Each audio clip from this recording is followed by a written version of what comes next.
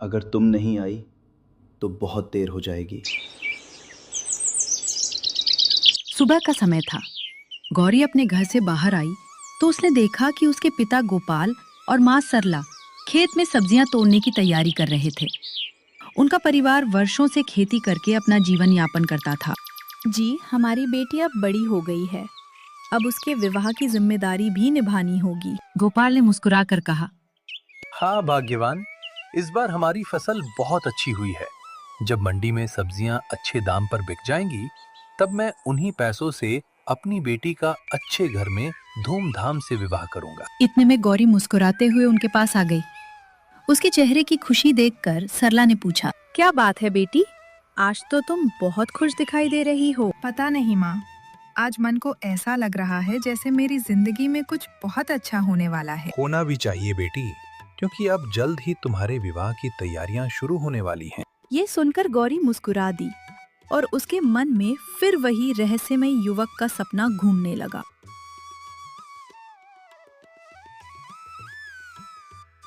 गौरी मेहनती और दयालु लड़की थी, लेकिन उसे बचपन से एक अजीब सपना बार बार आता था। हर सपने में वो एक नीली झील के किनारे पहुंचती। वहां एक रहस्यमय युवक खड़ा रहता, लेकिन जैसे ही वह उससे बात करने जाती, उसकी नींद खुल जाती।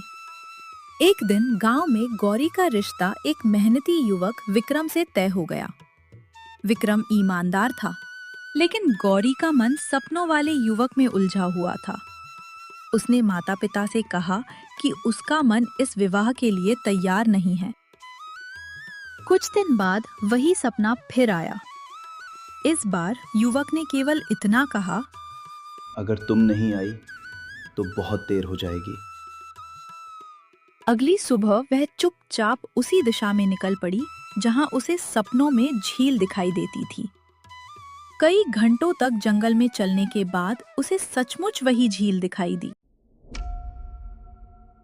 अगर इसे बचाना है तो पहले 3 परीक्षाएं पार करनी होंगी। पहली परीक्षा में गौरी को लालच दिया गया। उसके सामने सोने चांदी का पहाड़ खड़ा कर दिया गया, लेकिन उसने कहा, मेरे लिए किसी की जान धन से अधिक कीमती है। पहली परीक्षा पूरी हो गई। दूसरी परीक्षा में कालिका ने उसके सामने उसके माता पिता का भ्रम पैदा किया। ऐसा लगा जैसे वे मुसीबत में हैं। लेकिन उसे ऋषि की बात याद आई, सच्चाई पर विश्वास रखना।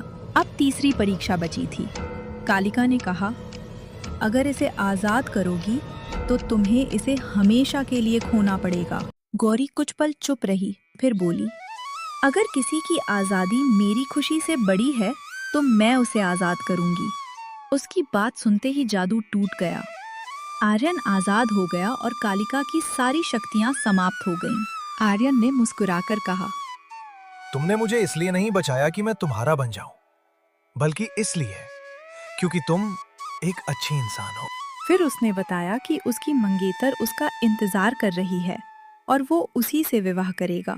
गौरी का दिल एक पल के लिए टूट गया, लेकिन उसने मुस्कुराकर कहा, सच्चा प्रेम किसी को पाने में नहीं, बल्कि सही काम करने में होता है। आर्यन अपनी मंगेतर के पास लौट गया।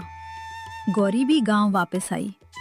उसने अपने माता पिता से माफी मांगी कि उसने सपनों को हकीकत समझ लिया था। कुछ महीनों बाद उसने अपनी इच्छा से विक्रम को जाना। उसे पता चला कि विक्रम का दिल बहुत साफ है। धीरे धीरे दोनों एक दूसरे का सम्मान करने लगे और फिर उनका विवाह हो गया।